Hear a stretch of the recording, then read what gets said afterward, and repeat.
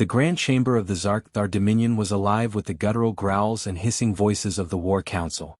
Supreme Warlord Verax stood at the center, his 4 powerful arms folded tightly over his armored chest, his piercing eyes locked on the holographic image of Earth with disdain. "These humans are an infestation," he snarled, his deep voice reverberating through the massive hall. "They defy us, refuse our demands, and insult our sovereignty." Defiance against the Dominion is met with relentless fury. The assembled generals, their scaled faces twisted in approval, slammed their fists on the table in unison. "War," they roared. Verax raised one of his massive claws, silencing the chamber. "Then it is decided. We will crush their pathetic planet, enslave their survivors, and erase their name from the galactic records." From the shadows, a solitary figure stepped forward. Croth, the advisor to the War Council, his slender form dwarfed by the warriors around him, spoke cautiously. "Warlord, these humans, they have a reputation. Their history is rife with conflicts, yet they always endure. Even the factions who underestimated them have disappeared." Verax sneered, his fangs glinting in the dim light. "You dare to suggest that these primitives pose a threat to the might of the Dominion?" Croth hesitated but stood his ground. "I only suggest caution. Their strength lies not in technology but in their unpredictability. Perhaps there is more to gain in negotiation." The room erupted in laughter, the sound harsh and mocking. Verax's claws slammed onto the table, silencing the mockery. "Prepare the fleets. By this time next cycle, Earth will either kneel before the Dominion or be reduced to ash under our might. They will learn the cost of defiance." On Earth, the first signs of the Zarkar invasion were spotted by orbital satellites. Massive ships, bristling with weaponry, emerged from the void in a precise formation. Their dark hulls absorbed the faint light of distant stars, looming like an impenetrable wall and casting deep shadows over the planet below. In the command center of United Earth Defense, General Alexis Carter stood before a wall of monitors, her sharp eyes scanning the incoming data. "They're mobilizing in low orbit," an analyst reported, his voice taut with fear. "Their fleet outmatches ours in size and firepower by a factor of 10. Alexis's lips pressed into a thin line. "Outmatched doesn't mean outdone," she replied, her voice calm and resolute. She turned to her officers. "Activate the grid. Let's give them a proper welcome." The grid was Earth's last line of defense, a network of orbital satellites equipped with advanced electromagnetic disruptors and projectile systems. As the Zarkar fleet descended, the grid came alive, unleashing a barrage of precision strikes. Explosions lit up the night sky, ripping through the alien armada. But for every ship destroyed, 2 more seemed to take its place. "General," her second-in-command said, his voice shaking, "it's not enough. They're breaching our defenses." Alexis took a deep breath, her mind racing. "They'll reach the surface," she said, her tone grim. "Prepare for ground engagement. Notify all resistance cells worldwide. If they want war, we'll give it to them." The first Zarkar boots touched Earth in the heart of New York City. Towering reptilian warriors clad in gleaming armor marched through the streets, their heavy footsteps shaking the ground. Civilians screamed and scattered, while resistance fighters emerged from hidden positions, opening fire with everything they had. Sergeant Nathan Cole, a veteran of countless skirmishes, led a small band of fighters through the chaos. Ducking behind a wrecked car, he barked orders to his squad. "Aim for the joints in their armor. Keep them moving, they're slower when disoriented." A deafening roar erupted as a Zarkar soldier charged, its massive blade slicing through the air. Nathan rolled aside just in time, his pulse rifle lighting up the alien's chest with rapid-fire bursts. The creature fell, its armor sparking and smoking. "One down, 1,000,000 to go," Nathan muttered, reloading his weapon. The battle raged across the city, a brutal clash of advanced alien technology against human grit and ingenuity. Resistance fighters repurposed construction equipment and jury-rigged explosives into ingenious traps, luring the Zarkar into deadly ambushes that exploited their unfamiliarity with Earth's terrain. But the invaders' numbers were overwhelming, and the cost of each victory was devastatingly high. As the conflict escalated, news of the Resistance's resilience spread. Underground networks shared tales of human defiance, like the farmers in rural France who turned their fields into mine-laden death traps, or the mechanics in Detroit who retrofitted old machines into armored vehicles, standing shoulder to shoulder against the invaders with unyielding resolve. And yet, whispers of a darker plan began to circulate among the resistance leaders. In a hidden bunker beneath the Rocky Mountains, General Carter convened a meeting with the heads of the global resistance. A hologram of Nathan flickered to life before the assembled leaders. "We can't win this war by conventional means," Nathan said, his voice firm.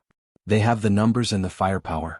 But if we cut off the head of the serpent—" Carter nodded, her expression grim. "You want to take Verax alive?" "It's our only chance," Nathan replied.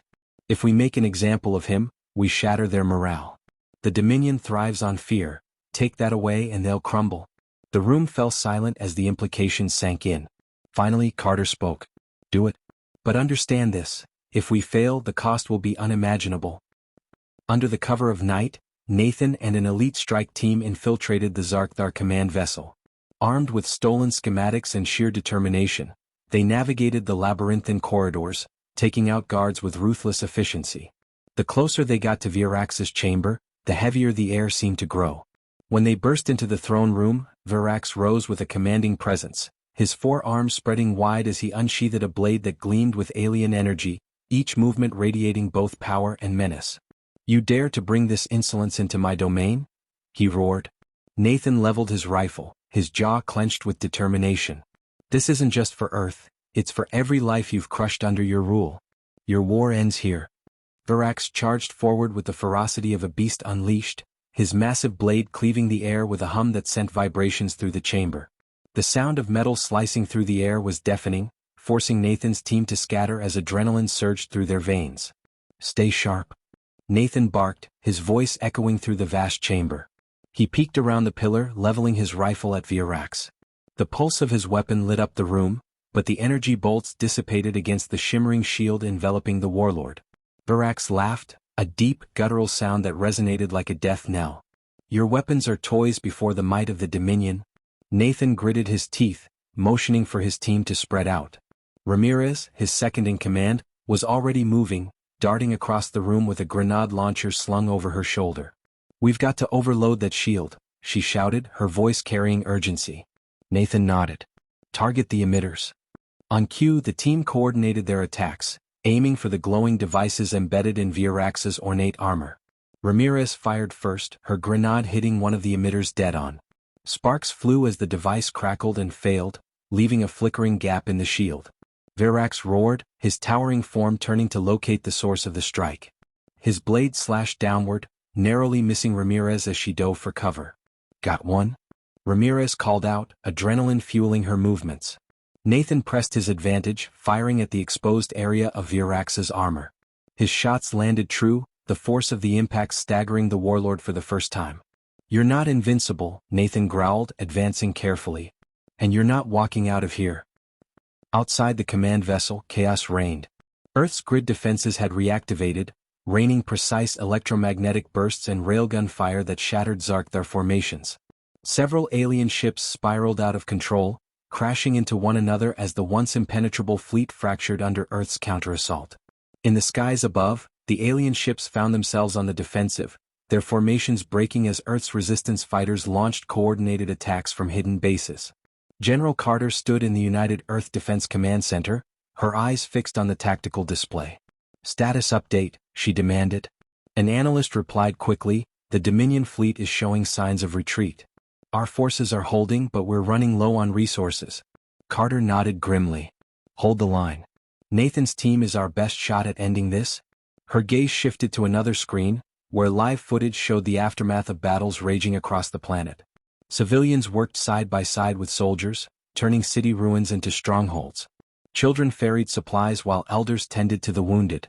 Humanity's resilience was on full display, and Carter felt a flicker of hope amidst the chaos. She thought of the farmers who had turned their fields into makeshift fortresses, the engineers who had rebuilt cities in record time, and the children who, despite the war, found moments to laugh and carry on.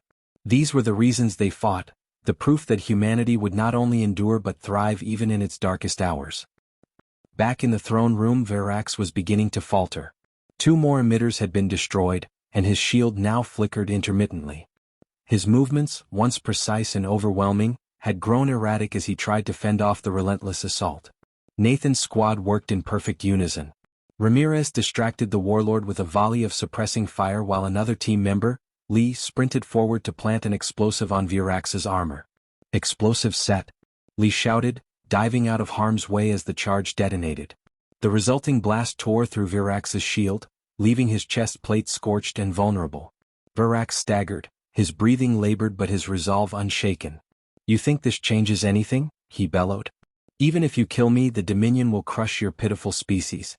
Nathan stepped forward, his rifle trained on the Warlord's exposed chest. "Maybe. But they'll know we won't go down quietly." Before Verax could retaliate, Nathan fired. The blast struck true, sending the Warlord crashing to the ground with a deafening thud. Verax's massive blade clattered away, and he let out a guttural growl of pain, his imposing frame writhing for a moment before going still. The chamber fell into a tense silence, broken only by the labored breaths of the Resistance fighters as they prepared for what might come next. Nathan approached cautiously, his rifle still aimed at Verax. The Warlord's eyes, once blazing with arrogance, now smoldered with something else: defeat. "You dare?" Verax rasped, his voice filled with disbelief. Nathan crouched beside him, his voice low but firm. "Damn right we dare. You came to our planet. You threatened our people. And now you're going to pay the price." With a sharp nod, Nathan signaled his team. Together they secured Verax, binding his arms with electromagnetic restraints designed to neutralize even the most formidable of foes. The journey back to Earth was swift but tense. The Resistance fighters knew they carried more than just a prisoner. They carried a symbol of hope. As the Zarkar fleet began to retreat, scattered and leaderless, Earth's defenders rallied. When Nathan's team landed, the sight of Verax being dragged from the ship ignited a wave of cheers among the gathered crowd. The towering Warlord, once the embodiment of Dominion supremacy, now stumbled under the weight of his defeat. His armor was scorched, his pride shattered, and his captors unrelenting. Cameras broadcast the scene worldwide, showing Verax's defeat. People watched from shelters, hospitals, and bunkers, their faces lighting up with renewed hope. Cheers erupted across the crowd. Some wept with relief while others raised their fists in triumph, their voices joining in a defiant roar that echoed humanity's unyielding spirit.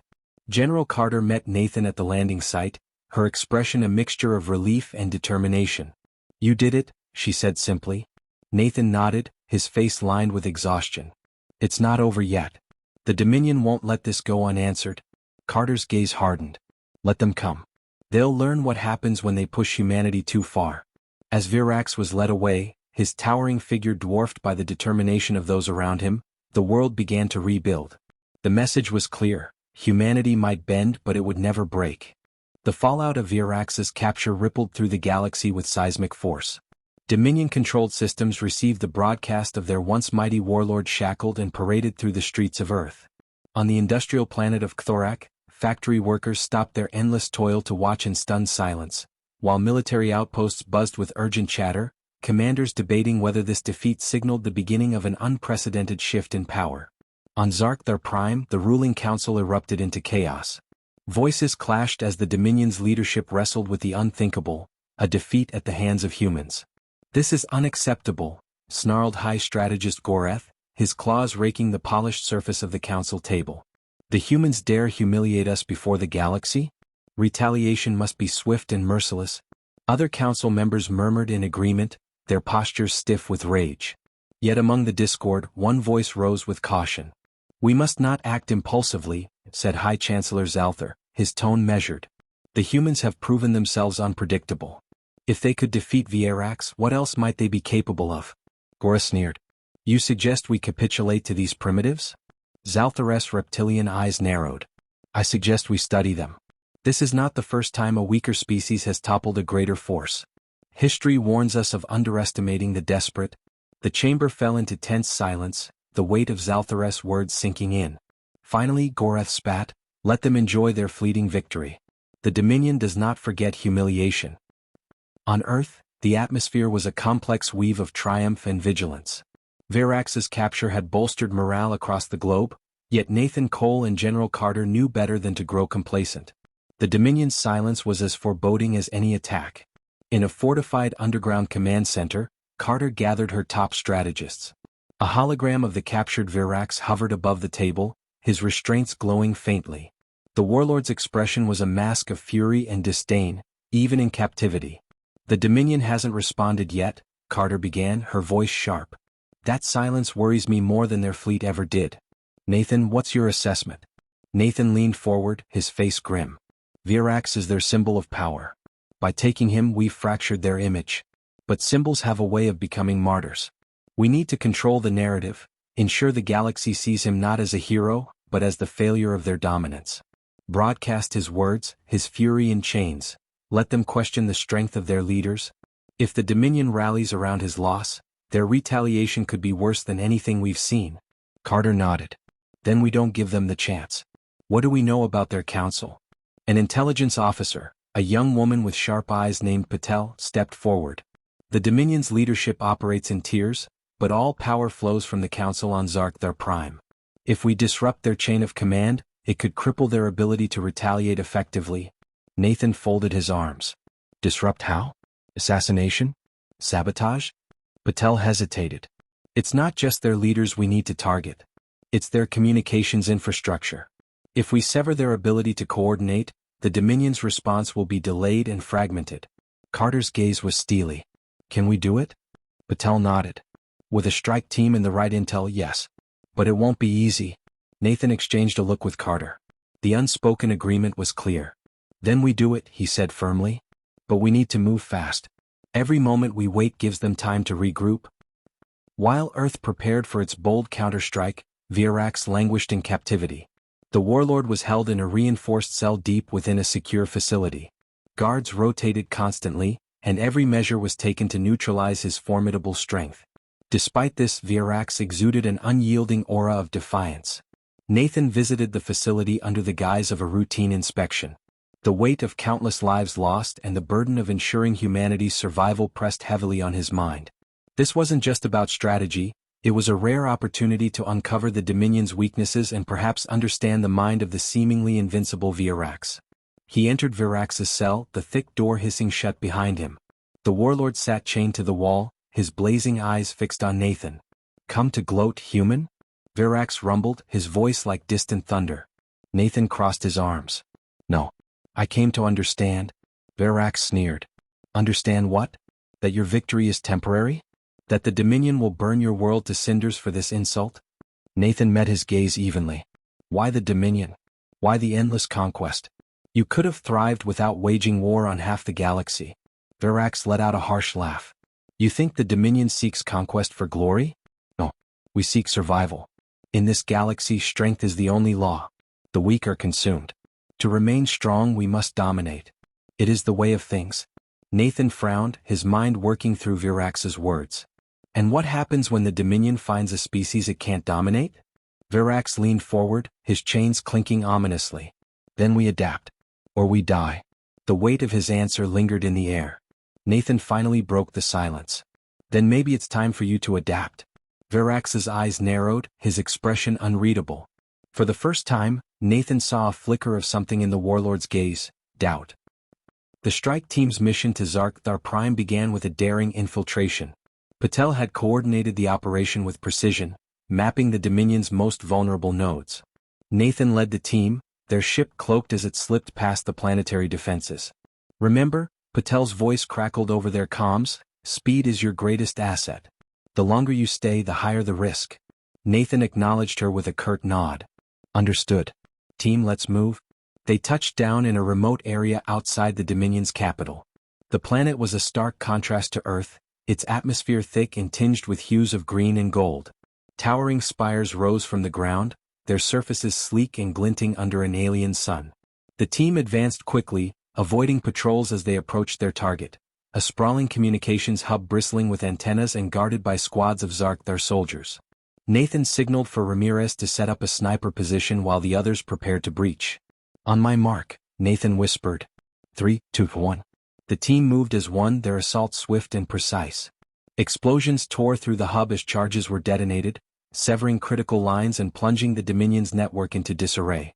The Zarkar soldiers froze in confusion, their disciplined ranks breaking as orders failed to come through. Chaos spread like wildfire, with commanders shouting futilely into dead comms. The team capitalized on the disarray, vanishing into the shadows as alarms blared across the hub. Mission accomplished, Ramirez reported over comms, her voice steady. Exfil point secure? Nathan allowed himself a brief moment of relief. Good work. Let's get out of here. As they retreated, Nathan couldn't shake the memory of Verax's words. Strength is the only law. As the team's ship ascended into the void, his resolve deepened. Earth's defiance had to represent more than survival, it had to redefine strength as unity and resilience. This was the message they would carry to the galaxy. The Dominion's council chamber on Zarkar Prime stood in eerie silence, its usual clamor replaced by the oppressive weight of failure. High Chancellor Zalthar paced the polished floor, his claws tapping in measured frustration. Reports of the Earthstrike team's audacious attack on their communications hub were pouring in, each one more damning than the last. The Sabotage had not only severed critical command lines but left entire sectors of the Dominion fleet blind and vulnerable, their meticulously planned strategies unraveling in chaos. Their precision was absolute, one advisor muttered, eyes fixed on a holographic reconstruction of the Sabotage. How could primitives execute such a coordinated strike? Zalthar stopped pacing, his gaze snapping to the advisor. They are not primitives. They are desperate, and desperation breeds ingenuity. The chamber doors slid open and High Strategist Goreth entered, his expression carved from stone. The network is crippled, he announced, his voice taut with fury. Coordinated retaliation is impossible without our infrastructure. Earth has struck at our very spine, leaving critical command structures in shambles and sowing disarray across our fleets. Entire battalions are isolated, unable to receive or execute orders. And yet, Zalthar replied, his voice cold, we underestimated them again. This is our failing, Goreth. Not theirs. Goreth snarled but said nothing. The silence that followed was laden with tension, broken only by the faint hum of the holograms that displayed Earth's unexpected victory. On Earth, the atmosphere was no less tense. The strike team had returned, their success tempered by exhaustion and the looming reality of what lay ahead. General Carter convened an emergency briefing, her tone more focused than celebratory. The Dominion is cornered, she began, addressing a room of high-ranking officials and strategists. We've disrupted their chain of command, but we haven't broken it. Retaliation is inevitable. Nathan leaned forward, his exhaustion evident but his determination unwavering. If they're cornered, that makes them more dangerous. We need to anticipate their next move and hit them where it hurts most. Patel nodded in agreement, her voice steady. The Dominion will likely regroup at one of their fallback strongholds. Intelligence suggests their fleet is consolidating near Altor 7. It's a heavily fortified planet, but if we strike now we might catch them off guard. Carter's eyes scanned the room. This will require every resource we have left. If we fail, she let the words hang, the weight of their consequences pressing heavily on every soul present. Nathan stood, breaking the silence. We won't fail. If the Dominion wants war, we'll give them a reason to end it. The mission to Altor 7 was unlike any Earth had ever attempted, combining the largest coalition of planetary forces ever assembled and untested strategies born of necessity. Unlike previous skirmishes, this mission aimed not for survival, but for the outright dismantling of the Dominion's military stronghold. The strike force, bolstered by volunteers from every corner of the planet, carried the hopes of humanity on their shoulders. Nathan led the fleet, his voice steady as he addressed the troops via intercom. We've all lost something to the Dominion, he began, his words resonating through the ship. Loved ones, homes, entire cities. But today we take the fight to them. Not just for revenge, but for a future where no one has to endure what we have. We fight for freedom, for survival, and for each other. The fleet emerged from hyperspace near Altor 7, their presence immediately detected. The planet loomed ahead, its surface bristling with defensive installations and orbiting battleships. Nathan's heart pounded, but his voice remained calm as he issued commands. All units, execute Plan Dagger. Disrupt their defenses and push through to the planet's surface. Earth's fleet surged forward, a mix of military-grade ships and retrofitted civilian vessels armed with ingenuity and determination. The battle that followed was brutal. Alien battleships unleashed waves of plasma fire, their weaponry tearing through the void. Earth's forces responded with relentless precision, targeting weak points and employing evasive maneuvers learned from years of guerrilla warfare. Nathan's ship dodged incoming fire, its shields flickering under the relentless assault. A sudden surge in Dominion plasma fire forced the crew to execute a risky evasive maneuver, banking hard to avoid a direct hit while simultaneously targeting weak points on the flagship. Focus fire on that flagship, he commanded, pointing to the largest Dominion vessel. We take that out and their coordination collapses. As Earth's fleet pressed the attack, a small strike team, led by Ramirez, broke through the defenses and descended to the planet's surface. Their mission was clear: Disable Altor 7's planetary shield generator, paving the way for a decisive victory. The surface of Altor 7 was a war zone, its alien architecture towering above scorched battlefields.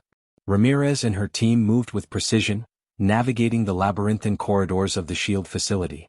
Resistance was fierce, Zarkar soldiers guarding their stronghold with relentless determination. "Move fast," Ramirez barked, her voice cutting through the chaos. "We don't have time to get bogged down." Explosions rocked the facility as the team planted charges on key structural points. Ramirez's heart raced as alarms blared, the stakes higher than ever. She pressed forward, her resolve unshaken. "Final charge set," one of her team members shouted.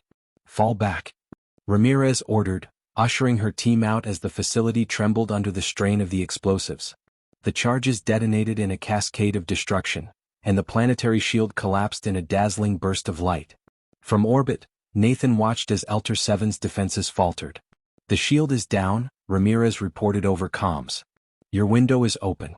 Nathan nodded grimly. "All units advance. This is our chance." The battle for Altor 7 marked a turning point in the war. With the planet's defenses breached, Earth's forces pressed their advantage, exploiting the Dominion's disarray to dismantle their remaining defenses. Nathan watched as once formidable fleets scattered, but he also knew the cost of this victory would linger long after the battle ended. As Earth's forces pressed their advantage, a transmission cut through the chaos. High Chancellor Zalthar's face appeared on the fleet's main comm channels, his expression unreadable. "Humans," he began, his voice steady. "You have proven formidable, but this war will destroy us both. Let us end it before there is nothing left to save." Nathan's jaw tightened. The decision before him was monumental. End the war through negotiation or press forward and risk annihilation. His voice carried through the fleet. "Stand by," he ordered. Turning to Carter, who had joined him aboard his flagship, he added, "We need to know if this is a trap." Carter nodded. "And if it isn't?" Nathan exhaled deeply. "Then we make them see what true strength looks like." The ceasefire negotiations were tense, the atmosphere thick with unspoken animosity aboard the neutral station hovering in the void between Earth and Dominion space. The faint hum of the station's life support systems underscored the silence as Nathan and Zalthar faced each other across the table, their gazes locked in an unyielding battle of wills. The cold steel walls seemed to amplify every breath, every shift in posture, as if the station itself held its breath, waiting for the galaxy's fate to be decided. "Strength isn't about dominance," Nathan began, his voice steady. "It's about resilience, the will to survive and thrive through cooperation. A future where power isn't used to destroy but to build." Zalthar's gaze was piercing. "And if the Dominion chooses otherwise?" Nathan's response was unwavering. "Then we'll be ready." The truce was fragile, but it was a start. As Earth's forces returned home, weary yet resolute, Nathan reflected on the journey that had brought them here. They had dragged a king through the streets, shattered the illusion of Dominion supremacy, and redefined the very meaning of strength. For the first time in decades, the galaxy dared to hope.